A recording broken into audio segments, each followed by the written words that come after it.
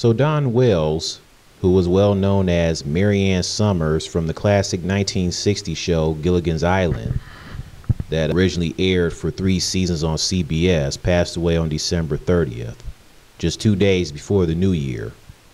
She almost made it to 2021, folks.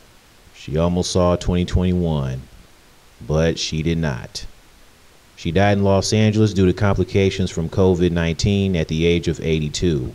Dawn Wells portrayed as the sexy and cute farm girl Mary Ann Summers, who men were head over heels for when they had crushes on her. Even the people who were born after the show ended and watched the episodes in syndication, men continue to fall head over heels for Mary Ann. Mary Ann was the girl next door. She was the kind of girl to bring home to mom and dad. Hey, mom and dad, I'd like for you to meet Mary Ann. Mary Ann was also down to earth. She was the perky, nice, upbeat, lovable, and sensitive character. There is also something about her alluring beauty. Mary Ann was based off of Dorothy of Wizard of Oz, which explains Mary Ann wearing pigtails and certain outfits, like, certain dresses like that. It's nothing like a woman in pigtails. She had a really cute face, along with nice, glowing, tan skin. Plus, her eyes are so lovely that you can't look away, like you're in a trance, and you can't help but to keep looking into her eyes. Mary Ann would mainly wear tops that shows off her stomach and wearing like Daisy Dukes short shorts. They might as well have called it Mary Ann's because she looked sexy in them. She also had nice legs, and when she wore them Mary Ann's, I'm calling it Mary Ann's. That's what should have been called. When she wore those Mary Ann's, it made her legs look longer, which was great. She had some nice legs, nice sexy body too. She also wear blue turtleneck and jeans. She looked good in the jeans too. And look at her eyes. Look at the way her eyes are looking as she's dancing, along with her, Ginger, and Mrs. Howell as the honeybees. Get it, Mary Ann. She was getting it. That's what I'm talking about. Just look at it. Just look at it.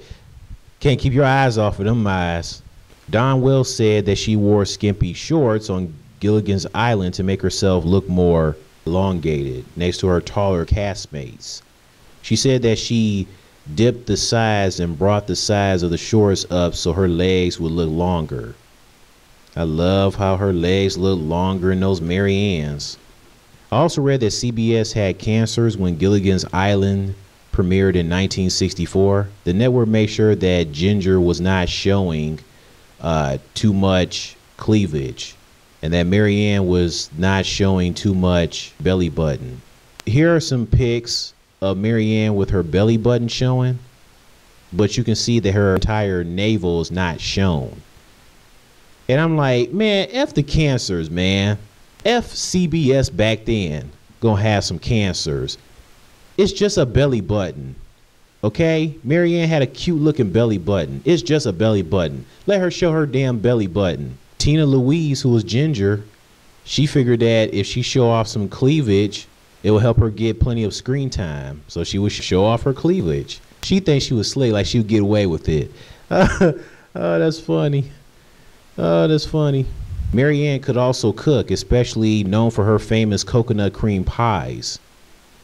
Dawn Wells even has her own cookbook, Mary Ann's Gilligan's Island Cookbook. Speaking of that, you recall the Teen Titans Go Island Adventures? The coconut cream pie episode is a spoof of Gilligan's Island. Robin is the professor, Beast Boy is Gilligan, Cyborg is Skipper. I mean, why not, since they're both best friends, just like Gilligan and Skipper were. And just like Gilligan, Beast Boy is known to be clumsy and always effing stuff up. But at least when Gilligan does it, it's just him being having a good heart, and he just has the good in him. Beast Boy, on the other hand, is wrong because he's so freaking idiotic in that Teen Titans Go show, and he gives the original Beast Boy of Teen Titans a bad name. The same thing with Starfire, with her idiocy in Teen Titans Go, and Raven just being a scary, cynical psychopath. Starfire is Ginger, which makes sense since she's a redhead, just like Ginger. And Raven is obviously Marianne. There was also a millionaire and his wife in the episode. Also, what is up with Raven's creepy yet disturbing smile and squinting her eyes whenever she offers the rest of the Titans coconut cream pies? I mean, it is so creepy and disturbing. It's like, why is she doing that? Especially when she around Beast Boy. Beast Boy talking about, I do like to get my eat on. Yeah, well, apparently Raven also likes to get her creepy stalkerish on with that look on her face. It's creepy. And look at this. Her eyes all cockeyed at one point. I'm like, seriously. I know you guys were creeped out seeing Raven like this. I mean, she looked like she needed to take a dump. It looked like she's having a hard time taking a big dump on the toilet, and she can't quite get out. So she keeps pushing it until it finally comes out. That's the type of look she has on her face. I wish somebody would either punched her or shot her to death where she killed so she can stop making that face, especially at the end. It's like, really?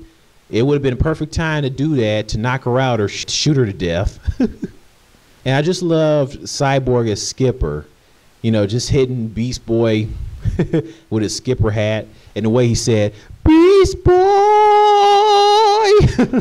especially at the end when that rocket went away and they couldn't go home.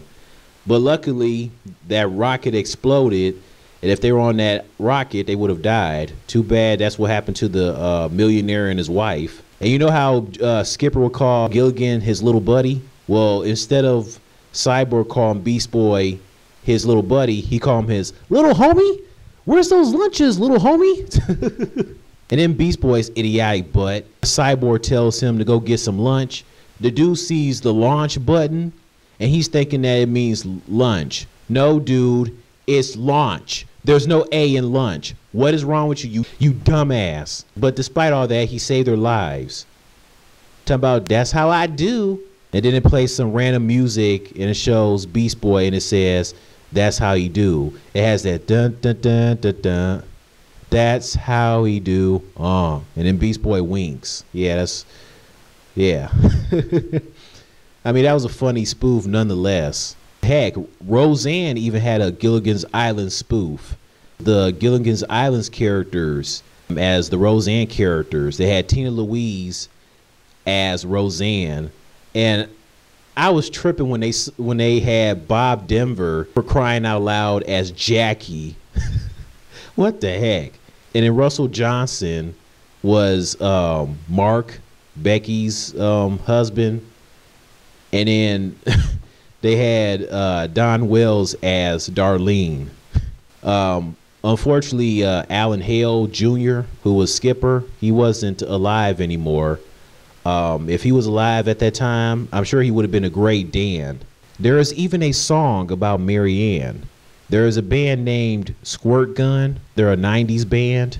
I don't think you guys ever heard of Squirt Gun, the band, but they have a song called Marianne, and it's from their sophomore album, Another Sunny Afternoon, that was released in 1997. Dawn starred as Marianne in the music video.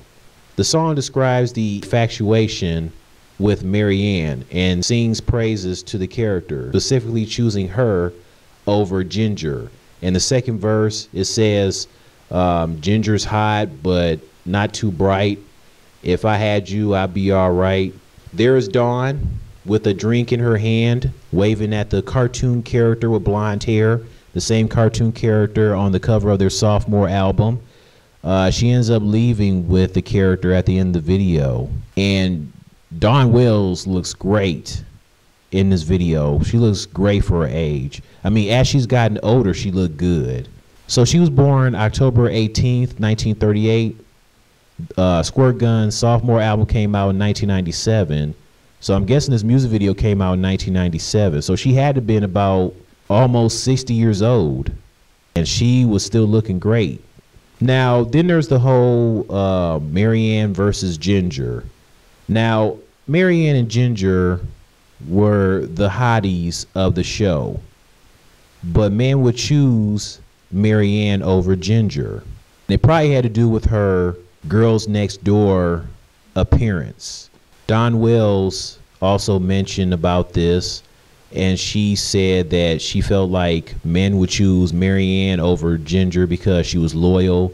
She never wanted to hurt men's feelings. The guy sort of had a crush on Marianne because she was the nice girl that would be loyal to you and never hurt your feelings, and you could take home to mom, etc.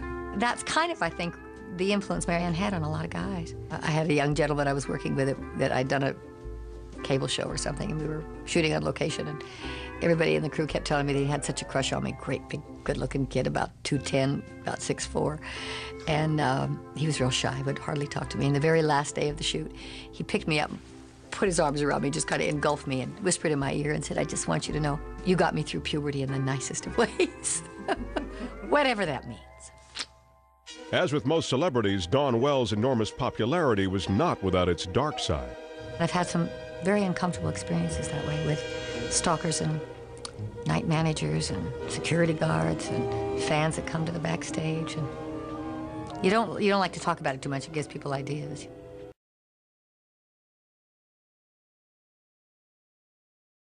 Oh wow, a dark side? There were stalkers, night janitors, security guards, and fans who come back to the backstage when it came to her being known as Marianne. Wow. Yeah, see, that's where they went too far. It's like, look, it's fine to be fascinated over her being Marianne, but you don't want to go too far where you're seen as creepy and a stalker and where you're making her feel uncomfortable. And like she said, she don't want to talk about it that much. I mean, who the heck wants to talk about it at all? Especially, like she said, it can give people ideas. You know, you probably got some guy who's hearing her say this, probably say, "Yeah, that's a great idea. I'm going to stalk her. I'm going to stalk her since she's known as Marianne for the sake of it. I'm going to do that. Great idea, Dawn Wells." No, don't go for that idea. What are you doing? Man, she has a beautiful smile. And good grief, her eyes are very pretty. I mean, I myself, I would have to choose Marianne over Ginger. No offense to Tina Louise and her Ginger character, but I mean, Tina Louise back in the day was very attractive. You know, she's a redhead. You know, who doesn't love redheads? Tina Louise back then as Ginger, she was attractive. Okay, she had the red hair, and she was pretty much the 1960s Marilyn Monroe. She had that appearance of a Marilyn Monroe, especially since both Ginger and Marilyn Monroe were movie stars. Movie stars. Just like in that Gilligan's Island theme song. Yeah, so they were movie stars, and I think guys definitely liked how Ginger would seduce men with her soothing, quiet voice. It made dudes dizzy. Hiya, tall, dark, and mechanical. I do not understand. I'll make it a little clearer for you. You see, I've been stuck on this island for a long, long time, and I want you to get me off. Well, gee whiz, can't you put your mind to it? Concentrate for Ginger, can you? Just think of what it would mean for me to be back in Hollywood. For Ginger. Huh? Come on. Please. Now you're going. I think you're beginning to register. But it was just something about Marianne.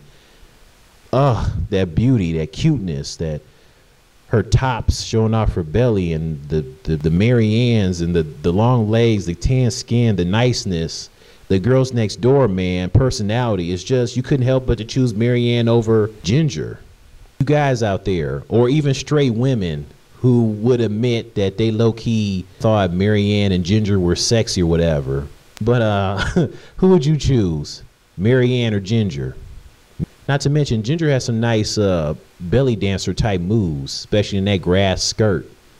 Matter of fact, both Marianne and Ginger working in them grass skirts. She has some moves, man. And for some reason, Ginger made me think of Daphne of Scooby-Doo. Like when she wears like the headband around her hair, makes me think of Daphne, because Daphne would mainly wear the headband around her hair. Matter of fact, I think Tina Louise would have been a great Daphne for a live-action Scooby-Doo movie. She would have been a perfect Daphne. In fact, Dawn Wells has pretty much aged well than Tina Louise. I mean, this is Tina Louise currently now in her 80s. Yeah, God bless, but I can't say she aged well. I don't know. It looked like she got in a lot of plastic surgery because her appearance now it just looks a bit skeletonish, especially like around her neck.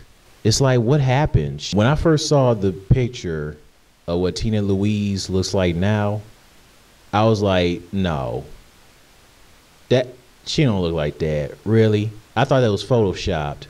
I thought somebody photoshopped a photo of her. Like, I low-key thought that. Yeah, so now that Dawn Wells has passed away, Tina Louise is now the last remaining and surviving cast member of Gilligan's Island. The cast's last reunion together when everyone was alive was back in 1988. And ever since then, like a year later, Jim Backus, who was Mr. Howell, he passed away in 1989.